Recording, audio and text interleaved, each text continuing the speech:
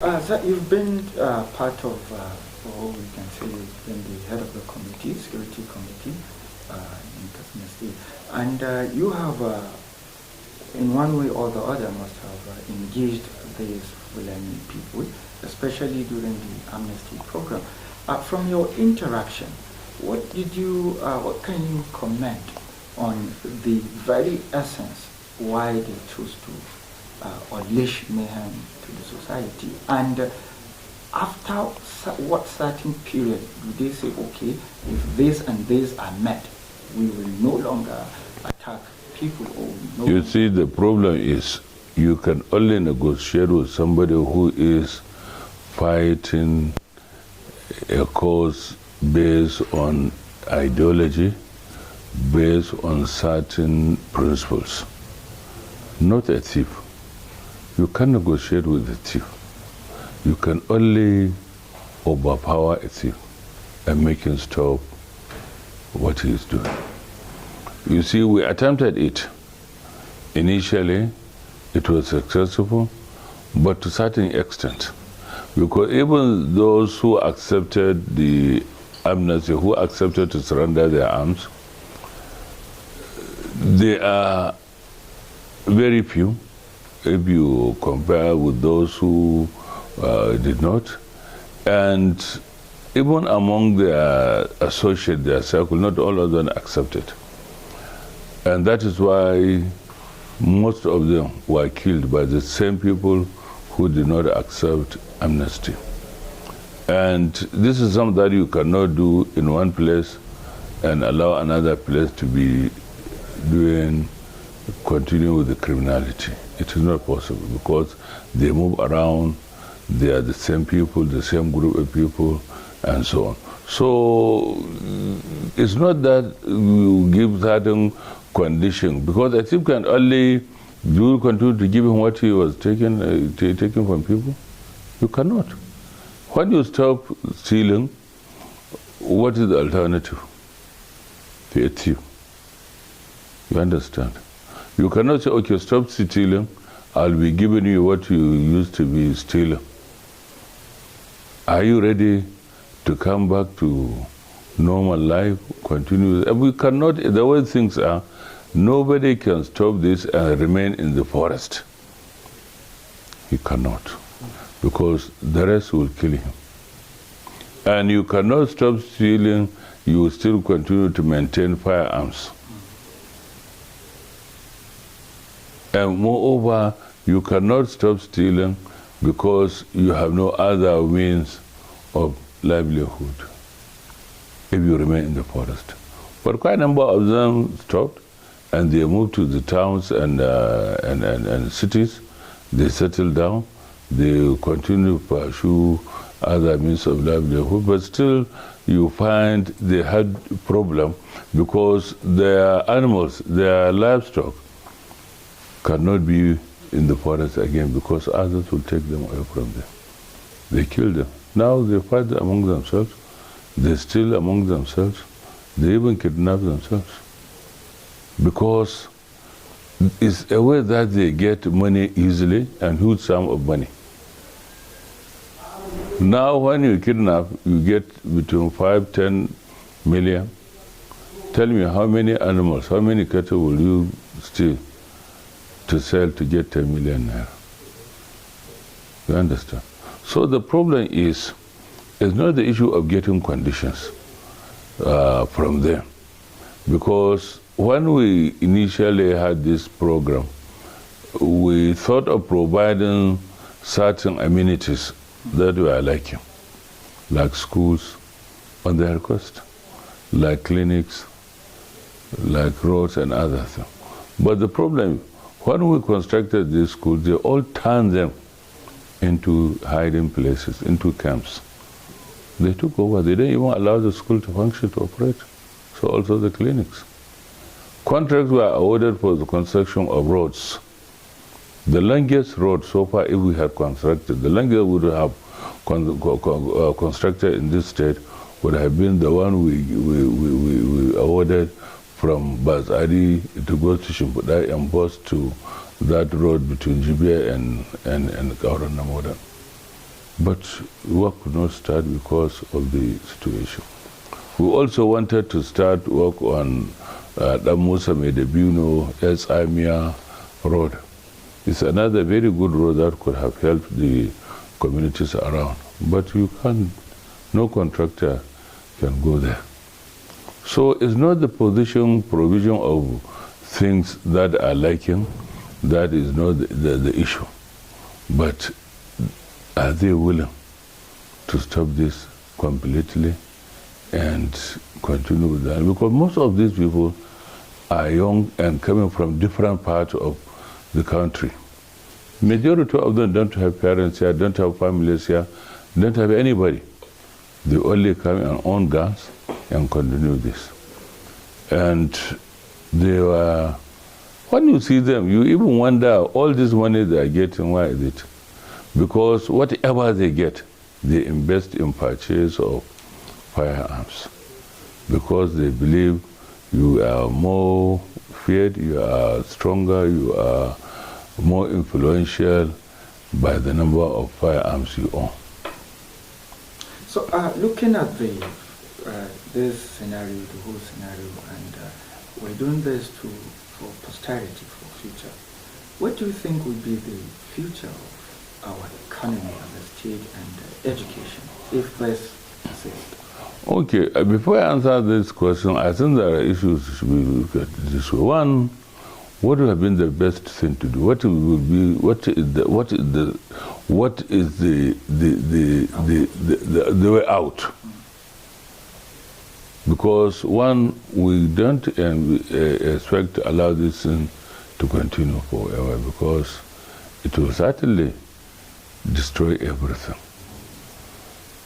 So we have been telling governments, especially federal government, which has the sole responsibility of providing security for lives and property of the citizens. The only way you can do this is by waging complete war on these people. Let the security agencies organize themselves. You have ground and air troops. You have the police and the military, the civil defense and other things. The SSA to provide the necessary intelligence report. And there should be one command of authority that will take these people up, and in all the states concerned, not just in one state.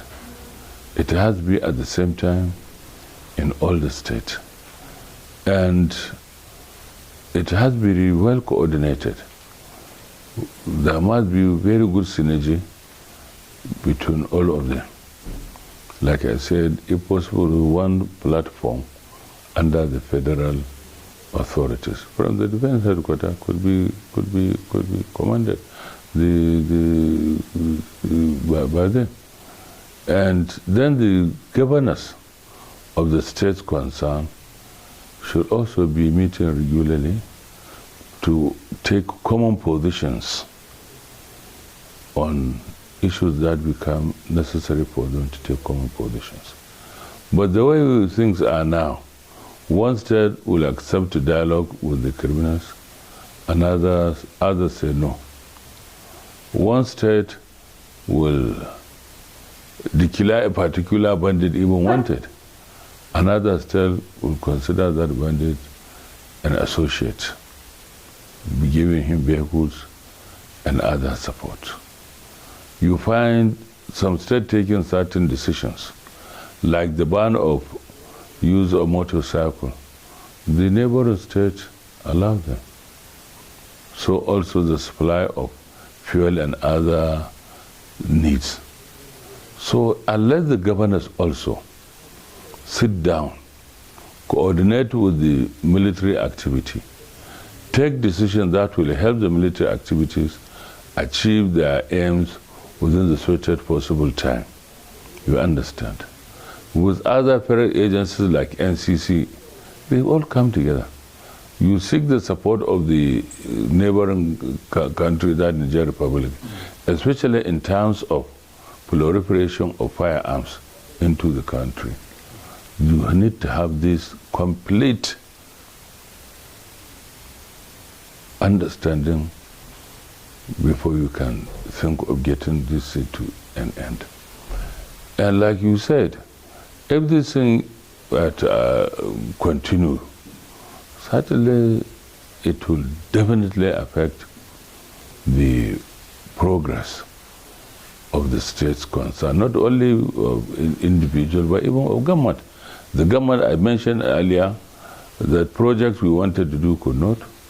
Individuals are all living their communities, especially those neighboring the forest.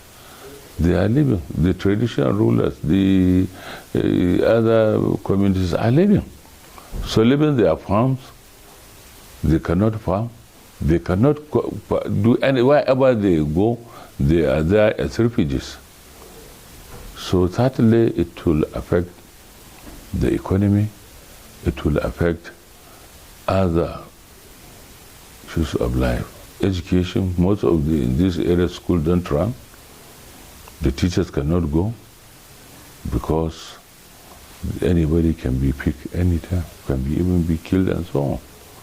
So moreover, while they are doing it within the forest, now they are moving into the cities. They come to Katsina, they go as far as Daura, anywhere now to pick people as kidnapped things and so on. So honestly, it is something that the government, both state and federal, must work to ensure that this issue is brought to an end. And like I said, if they will organize themselves, I don't think this will take us more than 3 months to get to the end of it. Well, do you see community policing as an alternative? Honestly, no. Community policing, one, how many can you take? How many do you recruit? How well trained are they? How do you equip them with the required equipment they require? You cannot. Community policing is only to provide intelligence. And intelligence alone will not solve this problem. But in future, yes. And moreover, it's not as easy as this, especially with the kind of situation we have whereby most of these agencies are corrupt. Will the community policing be an exception? No, we have vigilante, we have civil defense now, most of whom are localized. We have volunteers of this civil defense who are mostly localized and so on. Does that solve all this? You see, sometimes instead of us to look at the issues and address them as they are, we start chasing shadows and debating, bringing things that will even take us away from the real issues. Some of these issues, to me, I see them as diversionary. How many now? Okay, this issue that or this constabulary, they're talking about in a state about 500,000. No, about how many per local government? Is it 11 or 16? What will that do? How many policemen do you have now in the country? How many do you have in the local government? In my local government, I said there are only 42 policemen. In the whole country, we don't have up to 500,000 policemen. So how many local police will you recruit? You understand? So let us address these issues squarely. Let us bring this issue to an end. Then you start talking about community policing. But community police cannot address this issue. We are only deceiving ourselves and wasting our time and additional resources. And all this thing is being put still on the state government. The state government is to provide the training, is to provide the kits, is to provide the allowances. So what is all this? So honestly, I don't see this community policing as the answer to this problem. I don't see it at all. Looking at with so much horror probably on the victims who were displaced, and with the recent rescuing of these students from Kankara, whom have went a lot of whom were traumatized, what do you think in the future would be the psychological state of mind for victims of banditry and for students if things like this continue to happen? And do you have any plan of maybe rehabilitating, committing maybe to rehab the children? You see, these Kankara children, I don't think they require the rehabilitation you are talking about. But we are talking about those people whom houses were destroyed, whom means of livelihood were destroyed, whom parents were killed, or mothers were killed, who were rendered homeless, jobless, and virtually have nothing. These are the people that you are talking about for the government to look at the ways and means of rehabilitating them. As SOCA, the government did provide certain things to those people in all the areas. Some were given money to reconstruct, some were given food stuff and other things and so on. You understand? Throughout, any time this kind of thing happen, government through the office of SEMA and also local government provided some of this. In some places, very reasonable things were given in terms of money and food stuff and other things. But what is most important, honestly, is the peace.